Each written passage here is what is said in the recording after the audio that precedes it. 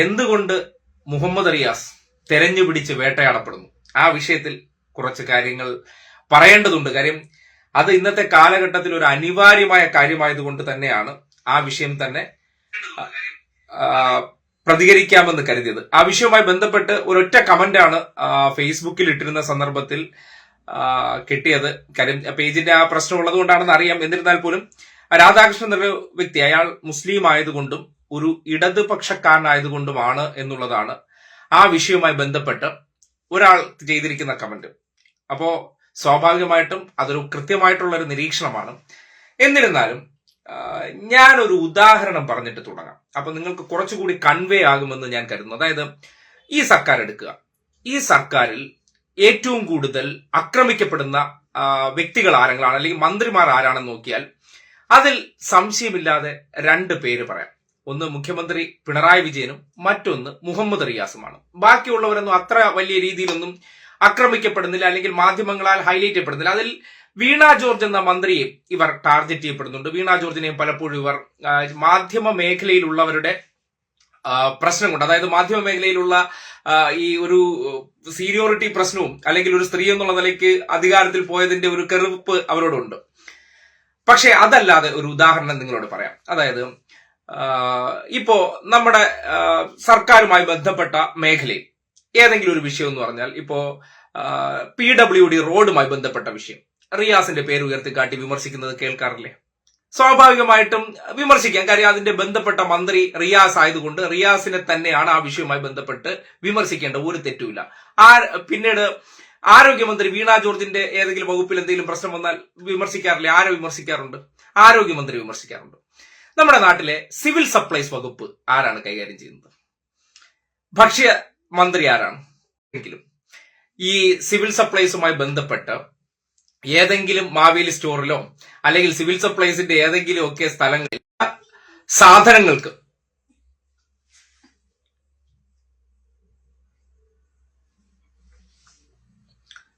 ഇടയ്ക്ക് കട്ടായി പോയെന്ന് തോന്നുന്നു, കാണാൻ പറ്റുന്നു എന്ന് പ്രതീക്ഷിക്കുന്നു. എന്തായാലും ഭക്ഷ്യ സാധനങ്ങൾക്ക് സിവിൽ സപ്ലൈസ് ഉൾപ്പെടെയുള്ള സ്ഥലങ്ങളിൽ കുറവ് വന്നാൽ ആരാണ് വിമർശിക്കപ്പെടുന്നത്?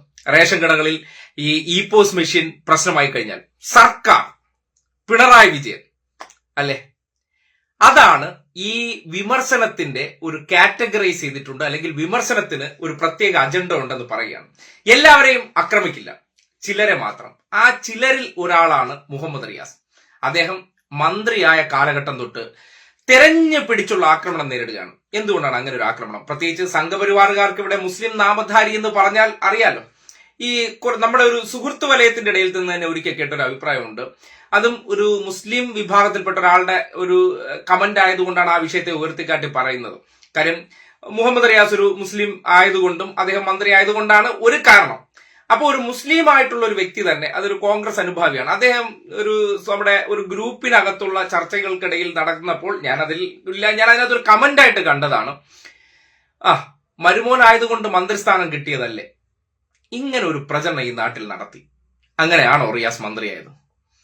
അല്പമെങ്കിലും സാമാന്യ ബോധമുള്ള ഏതെങ്കിലും ഒരു വ്യക്തി അങ്ങനെ പറയൂ? ഇടതുപക്ഷത്തിന്റെ ഒരു രീതികൾ അനുസരിച്ച് മന്ത്രിസ്ഥാനം നൽകുന്നത് എന്തിന്റെ അടിസ്ഥാനത്തിലാണ്?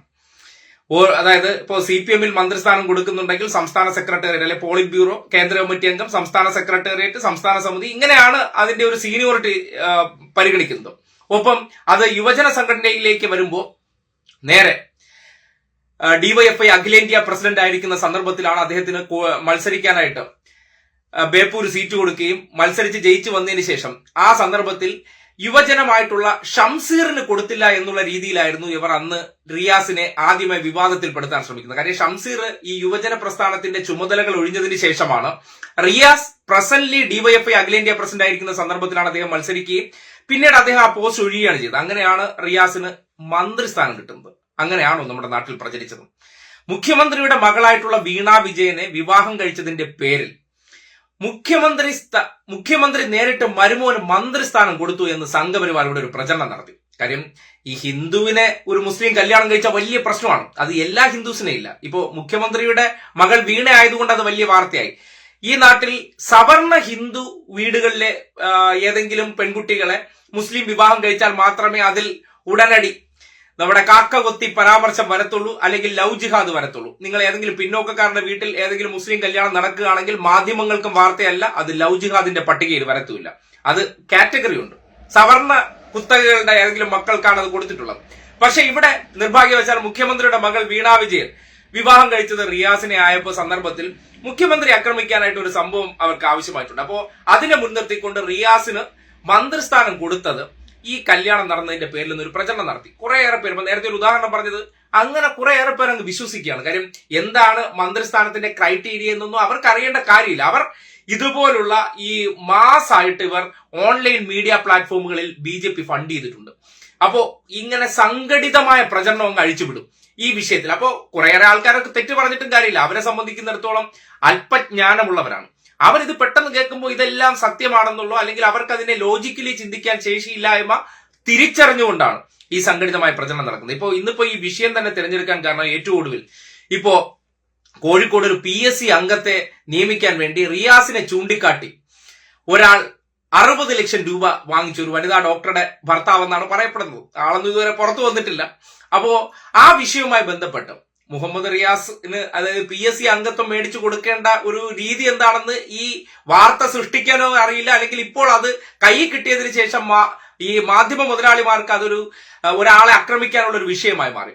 ഈ ഒരു സാധാരണ ഒരു ഏരിയ കമ്മിറ്റി അംഗം വിചാരിച്ചൊരു PSC അംഗത്തെ നിയമിക്കുന്ന പാർട്ടിയാണ് ഇടതുപക്ഷം എന്ന് ചിന്തിക്കുന്ന ആ ഒരു അവസ്ഥ പോലും അതുപോലും ചിന്തിക്കാതെ ആ വിഷയവുമായി ബന്ധപ്പെട്ട് അങ്ങ് കൊടുമ്പിരി കൊണ്ട പ്രചരണം വന്നപ്പോ മുഖ്യമന്ത്രി അതിന് മറുപടി പറയുമ്പോൾ കാര്യങ്ങൾ പറഞ്ഞിട്ടുണ്ട്.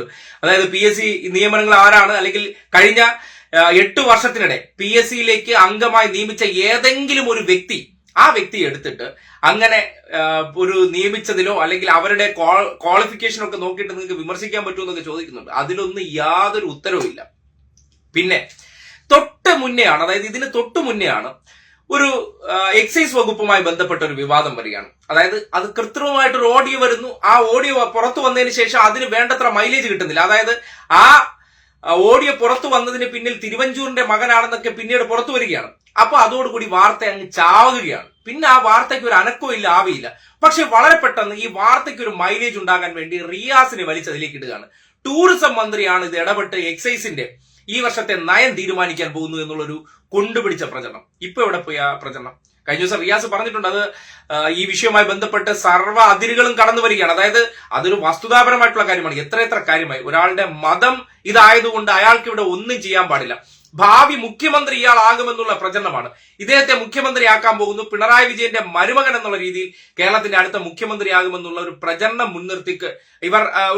മുൻനിർത്തി അവർ നടത്തിക്കൊണ്ടിരിക്കുകയാണ്. മാധ്യമങ്ങളിൽ ഉൾപ്പെടെ ഇവർ ഒരു പ്രതികരണം നടത്തിക്കൊണ്ട് അങ്ങനെ ആണെന്ന് വരുത്താൻ ശ്രമിക്കുകയും ആ വരുത്താൻ ശ്രമിക്കുന്ന കാര്യത്തിൽ എവിടെയെങ്കിലുമൊക്കെ ചില താഴ്ച ഉണ്ടാകുന്നു തോന്നുന്ന സന്ദർഭങ്ങളിലാണ് ഇവർ ഉടനടി ഒരു പുതിയ വിവാദം ഉണ്ടാക്കും, റിയാസിന്റെ പേര് ഇതിലേക്ക് എടുത്തിടും. റിയാസിന്റെ പേരിട്ടാലേ അതിന് ചർച്ച ഒന്ന് കൊഴുക്കുള്ളൂ. ഒന്ന് ആലോചിച്ച് നോക്കി, ഈ സംഘപരിവാറുകാർ ഏത് കാര്യം ചെയ്താലും, നേരത്തെ നമ്മൾ ഒരുപാട് ആ വിഷയത്തെക്കുറിച്ചൊക്കെ വാർത്തകൾ കണ്ടിട്ടുള്ളതാണ്. കാര്യം ആ വാർത്ത കൊഴുക്കാൻ വേണ്ടി എന്തെങ്കിലും മുസ്ലിം എലമെന്റ് അതിനകത്ത് അവർക്ക് നിർബന്ധമാണ്. ഈ കറികൾ ഉണ്ടാക്കുമ്പോൾ ഉപ്പിടണമെന്ന് പറയും പോലെ വിവാദം ഉണ്ടാക്കുമ്പോൾ ഒരു മുസ്ലിം എലമെന്റ് നിർബന്ധമാണ്.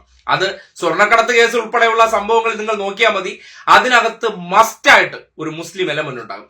ആ മുസ്ലിം എലമെന്റ് ഉണ്ടാകുന്നുണ്ടെങ്കിൽ അതിന്റെ പിന്നിൽ ആരാണ് തിരക്കഥയെന്ന് സാമാന്യ യുക്തിയുള്ളവർക്ക് ചിന്തിക്കാം.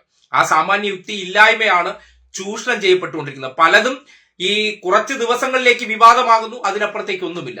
ഈ തൊട്ടടുത്ത കാലഘട്ടത്തിൽ നോക്കിയാൽ മതി, റിയാസിന്റെ വൈഫായിട്ടുള്ള വീണ, ഇതിന്റെ തൊട്ടുമുന്നേ ആ ഒരു കുടുംബവും അല്ലെങ്കിൽ അവരാണ് ഈ മാധ്യമ വാർത്താ കച്ചവടത്തിന്റെ പ്രധാന ഇരകൾ എന്ന് പറയുന്നത്. കാര്യം ദുബായിൽ അക്കൗണ്ട് ഉണ്ട് എന്ന് ഷോൺ ജോർജ് വന്ന് പറയുകയാണ്.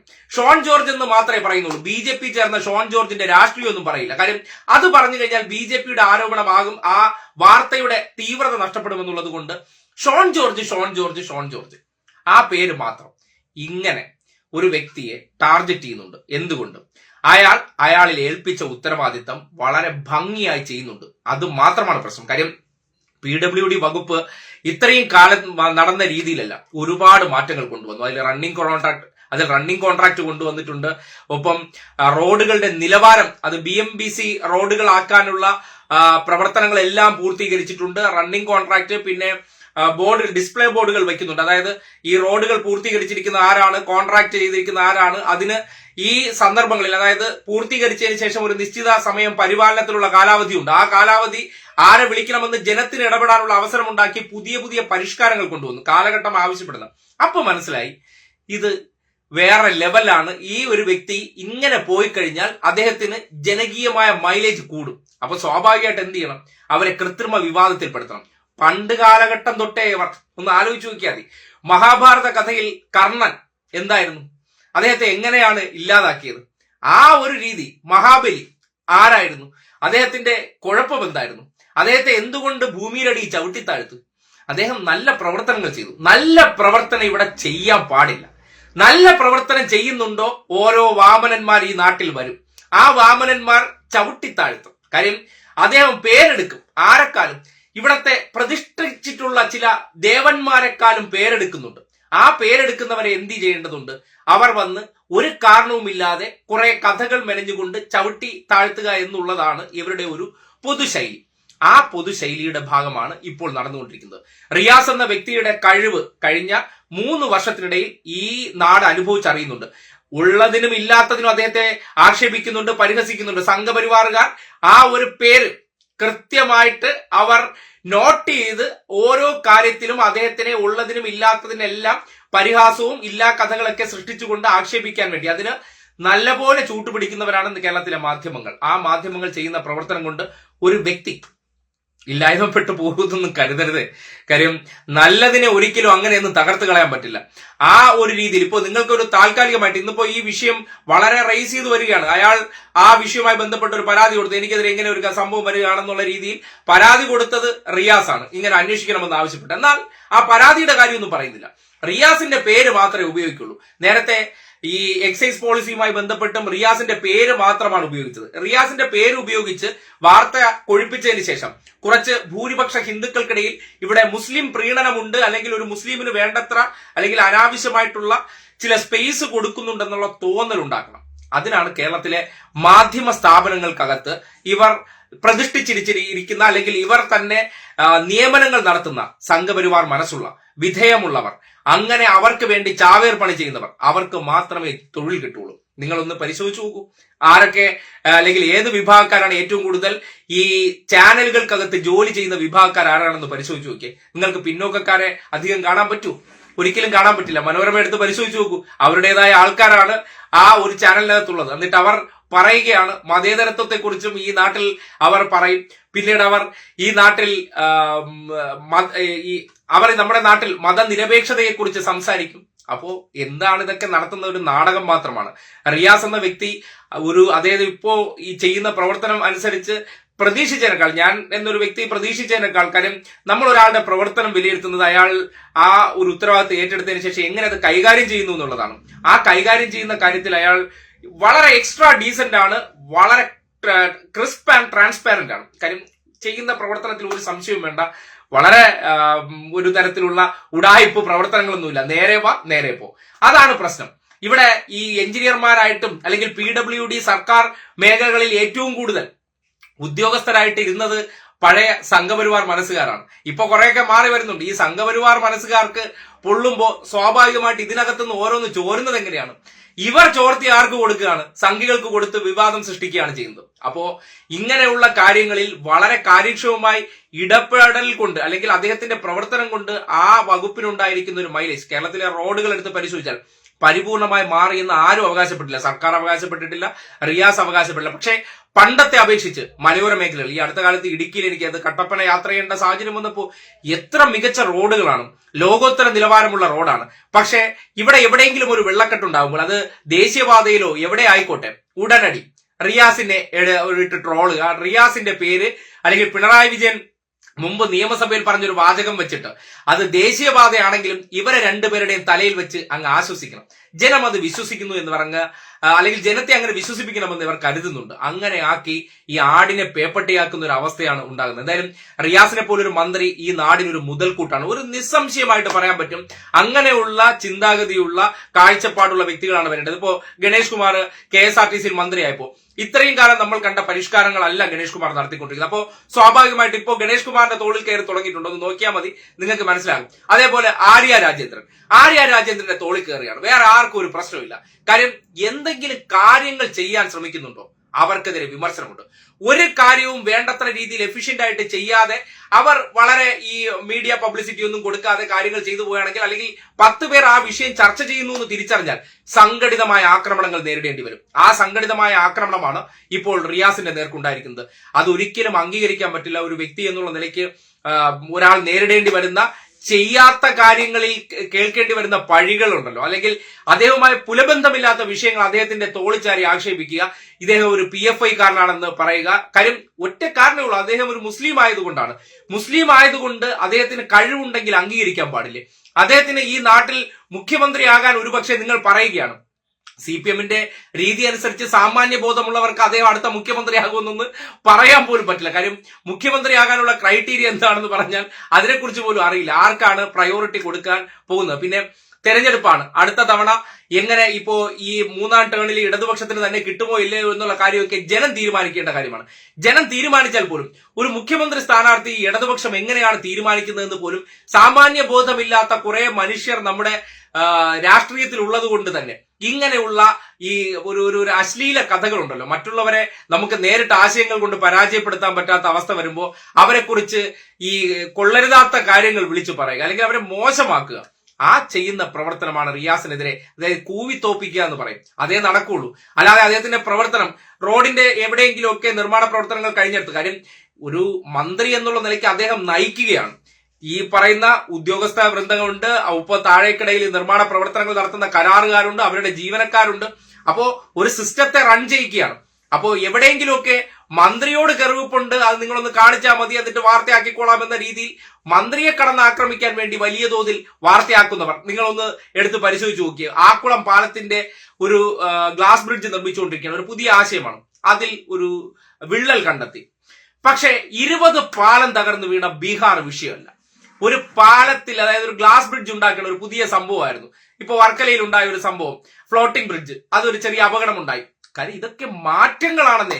ജനങ്ങളുടെ എൻജോയ്മെന്റിന്, അവരുടെ വൈകുന്നേരങ്ങളുടെ എന്റർടൈൻമെന്റിന് പുതിയ പുതിയ ആസ്വാദന മേഖലകളിലേക്ക് കൊണ്ടുപോകാനുള്ള ശ്രമം നടക്കുമ്പോൾ ഇകഴ്ത്തുക, അതിനെ ഈ ഇല്ലാത്ത കാര്യങ്ങൾ പറഞ്ഞ് അതിക്രമിച്ച് ഒരാളുടെ മനോവീര്യം തകർക്കുക, മനോവീര്യം തകർത്ത് അദ്ദേഹം ഇത് ഇട്ടിട്ട് പോകണമെങ്കിൽ ഇട്ടിട്ട് പോകണം, ആ രീതിയിൽ കൊണ്ടുവരിക.